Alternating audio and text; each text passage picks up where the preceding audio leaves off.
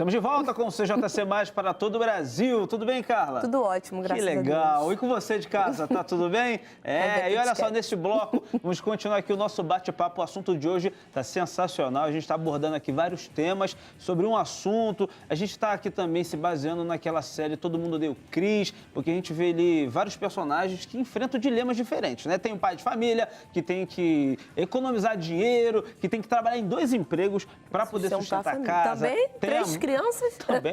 Tem a mãe, né, que tem que tomar conta daquela casa e tem que arrumar trabalho também, só que às vezes ela não fica muito no trabalho, porque a Meu marido tem 2 empregos maravilhosos. Tem o Chris, né, que passa vários dilemas na escola, porque ele é o único negro naquela escola, então ele se sente um pouco deslocado. Um pouco. E a gente está falando sobre tudo, sobre economia, trabalho, dificuldade de emprego, como preparar um currículo para você apresentar, né, em uma empresa. E neste bloco a gente vai conversar aqui com um convidado, ele que é professor, ele vai nos ajudar também nessa questão. Será que é difícil hoje em dia para um negro ele conseguir vaga no mercado de trabalho? Ou se isso não existe, se acabou? Será que existe essa dificuldade ainda? Estou bem curiosa. Eu também. E no bloco anterior, a gente conversou aqui com a profissional de RH, Thaísa Cristiana, ia sair Thaísa Cristina, ó. A Thaísa Cristiana que nos ajuda nesse assunto, falar sobre montagem de currículo. E juntamente com ela, a gente conversou com o contador Washington Mendes também, que nos deu uma ajuda muito grande.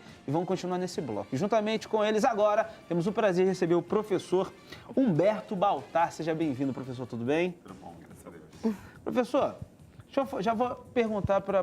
O senhor é professor de quê? Sou professor de inglês. É de inglês? Chique. Inglês. E para você, você quando se formou, quando estava estudando, você sentiu dificuldades? Você sentiu... é mais difícil para mim do que para os outros? Ainda existe isso no Brasil, professor? Ainda existe muito, principalmente pela questão da representatividade, né? A gente não vê pessoas negras em cargos de poder, em cargos de maior destaque, de chefia. Então, a minha própria história, né, com relação ao inglês, durante todos os 7 anos de curso, eu fui o único negro na turma, né? Então, por aí só você já percebe, caramba, que não é o meu lugar. Opa, o que está acontecendo? Exatamente. Isso tem um impacto muito maior que vai ter uma consequência também na área profissional, porque você não se vê como um gestor, um psicólogo, um médico, um engenheiro, enfim, isso dificulta muito, né? Então, o acesso é algo que realmente faz muita diferença para o negro na hora dele mesmo almejar o que ele busca, né? É muito comum você ver, por exemplo, pessoas não esperarem, não desejarem ser, nesse exemplo mesmo, né? Um engenheiro, um médico, porque ela não tem referências. Eu, graças a Deus, nessa área, eu fui muito bem afortunada, porque na minha família tem, né? Tem cardiologista, tem, enfim, neurologista, tem enfermeira. Minha avó era enfermeira, então a gente tem exemplos desde pequeno. Mas eu percebo que para a comunidade negra, de um modo geral, isso é uma coisa rara, já como herança da escravidão também, porque é raro você conhecer um negro que tenha avó ou bisavó formada, por exemplo, que tenha sido um engenheiro, um advogado, porque, como eram escravos, né, ninguém não tinha acesso, né? E mesmo há 2 gerações atrás, dificilmente você encontra com um negro com nível superior. Isso tem um impacto na autoestima da pessoa negra e também no que ela vai esperar ou desejar para ela, porque se ela acredita que não existe sequer a possibilidade dela ser um engenheiro, médico, professor, enfim, ela já nem cogita essas coisas, né? Então ela acaba aceitando o emprego que vem, a oportunidade que vem. Isso dificulta muito, mas isso vem mudando, graças a Deus. As pessoas estão percebendo que é um erro, né, não empregar pessoas de grupos diversos, não só negros, mas gays e, né, tem também as pessoas obesas também, existe um preconceito forte. Isso. Mas a questão racial ainda é pior por conta da herança da escravidão, que excluiu muito o negro, e por isso a gente não se vê em muitos setores de sociedade. Sim, né? E agora eu tenho uma curiosidade muito grande. Eu queria saber o seu ponto sobre esse determinado assunto, porque existem na faculdade cotas e algumas empresas também. Isso seria uma forma legal de inclusão ou seria um preconceito, na sua visão, Bé? Exatamente. Eu, curiosamente, mudei o meu ponto de vista sobre essa questão, eu já fui contra as cotas, eu achava que era uma espécie de privilégio, né? Caramba, todo Mas mundo por tem... quê, né? Exatamente, eu pensava dessa Não é forma. diferente. Se todo mundo é inteligente, por que o negro precisa ter vagas para ele, né? Por que ele vai ser privilegiado?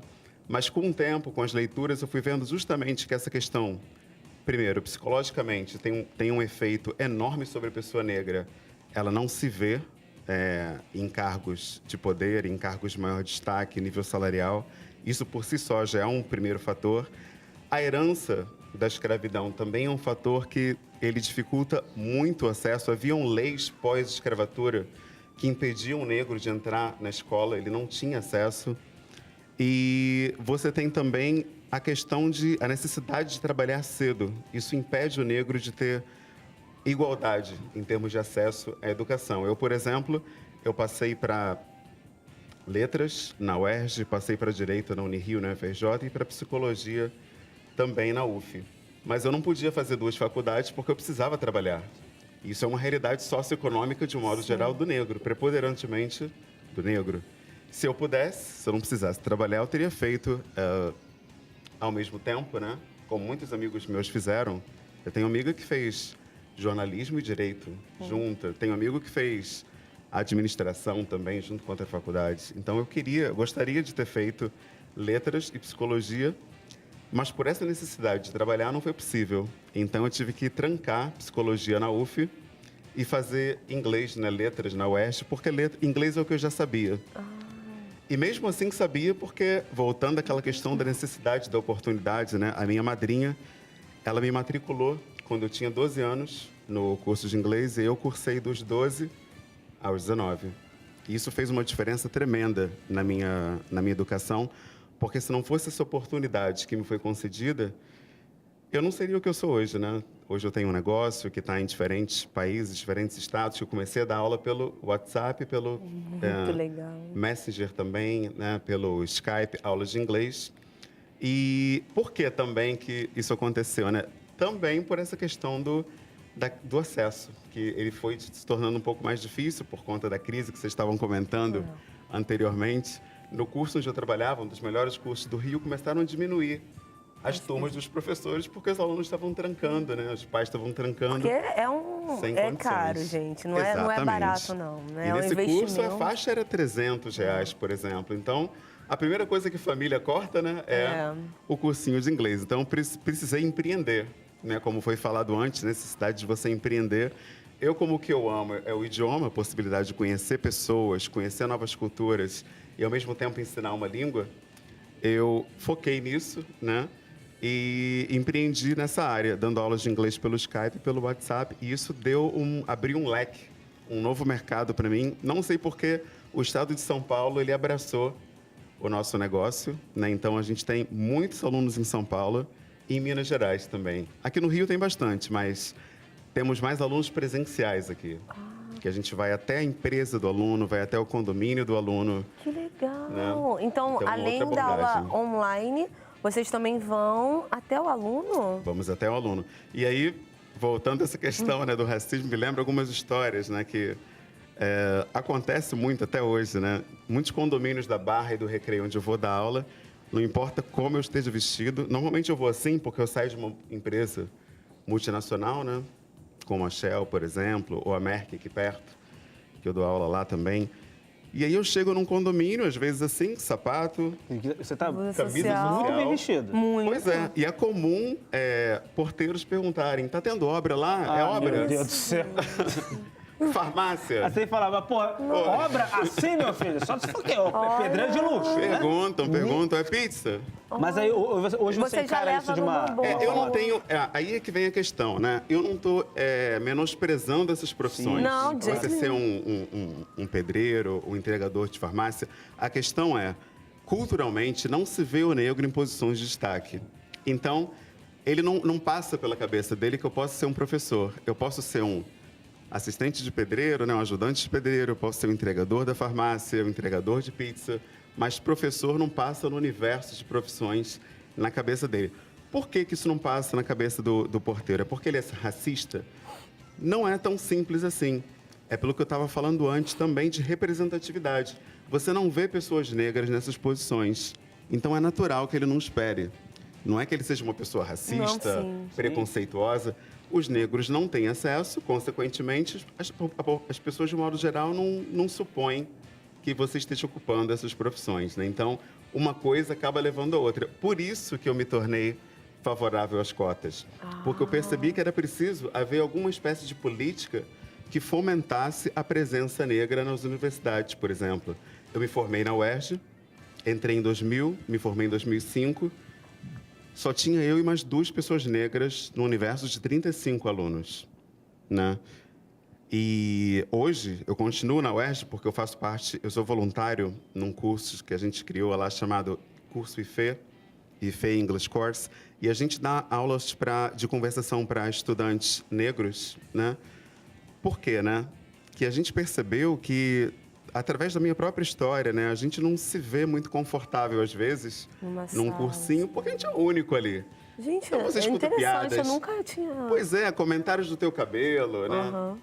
Recentemente houve um caso, uma professora, eu acho que ela, não tenho certeza, acho que ela foi demitida, inclusive, da PUC, porque ela fez um comentário de uma aluna. Ah, você é uma leoa, que ela tinha um cabelo, né, tipo juba, e a professora fez uma piada, assim. E na primeira aula, eu nunca falei isso para os alunos, né? Primeira vez que eu falo isso em público, mas a primeira aula que eu dei nesse curso da UERJ para negros foi uma aula difícil, assim, sabe? Me emocionou as histórias que eu ouvi. Tinha alunos ali agradecendo a gente pelo aquele espaço, pelaquela possibilidade, porque mesmo tendo acesso, mesmo tendo dinheiro para estar num curso particular, muitos ali saíram porque se sentiram completamente deslocados ali, ouvindo piadas sobre cabelo, sobre o nariz, sobre o pé chato e assim por diante. Você não consegue ficar num lugar onde você é menosprezado sistematicamente. Isso vai afetar muito o seu psicológico. Sim. Então, essa pessoa, naturalmente, ela se retira desses espaços. Diz que não está afim, reclama em casa, fala que, não gostei do curso. E não explica para o professor, às vezes. Exato, não explica para os pais por que não gostou, até porque se sente humilhado. Sim. Eu vi um vídeo recentemente de uma menina que falou para a mãe também que não queria brincar no play do prédio, ficava sempre sozinha no balanço, e quando a mãe foi lá investigar, era a questão também do racismo. As meninas não brincavam com a filha dela. Então, o que eu percebo? Que é preciso que hajam políticas para fomentar essa presença negra em espaços como universidades públicas, concursos públicos, porque, caso contrário, realmente o acesso por si só, por meios financeiros, não é o suficiente, porque as portas continuam se fechando. Por exemplo, meu próprio caso, como empreendedor, eu tenho uma empresa, é fato que apenas a gente vê, por exemplo, dos empregos que a gente tem, né? Por que a maioria no Brasil dos empreendedores são negros, né? 51%. Porque ele não consegue, por vias oficiais, né? Entrevistas de emprego, né? Como a colega estava falando, não consegue o acesso porque ele nunca está no perfil daquela vaga.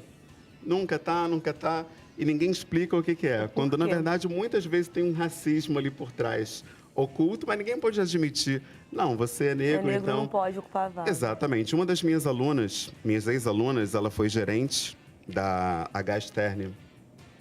E ela me disse que não dava para contratar negros, né? H Stern no Leblon, ali não ficava legal. Então, tipo, há muito tempo atrás. Isso foi uma das minhas primeiras alunas, foi em 2005. Eu não sei como é hoje, mas há 10 anos atrás, uma gerente me confidenciou que não era o perfil da empresa. Então, percebe o que eu digo? O acesso à universidade, o acesso a um concurso público e, inclusive, na escola, que é onde eu trabalho também, Sim. Eu trabalho na escola municipal, apesar de existir uma lei que incentiva o professor a ensinar a cultura afro-brasileira nas escolas, muitos professores não têm essa preocupação por questão também de racismo. Aí, nesse caso, é racismo mesmo, porque ele inferioriza.